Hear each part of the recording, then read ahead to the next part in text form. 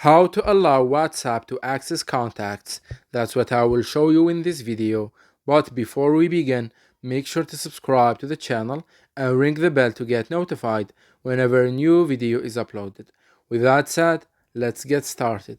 So go ahead and open up your settings, and once you do that, scroll down to apps and then navigate to WhatsApp.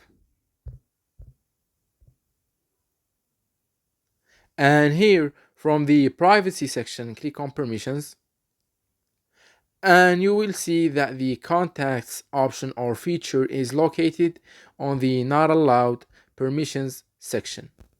Go ahead and click on it, and here on this page you will be able to allow and grant the contact access for the WhatsApp app by selecting the first option.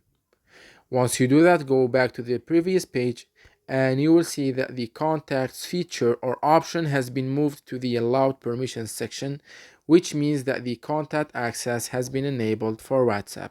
It's that easy and simple. So that was it for this video. That's how you can enable the contact access for the WhatsApp app and grant the access to. If you have any questions, please leave them in the comment section down below. With that said, see you in the next video.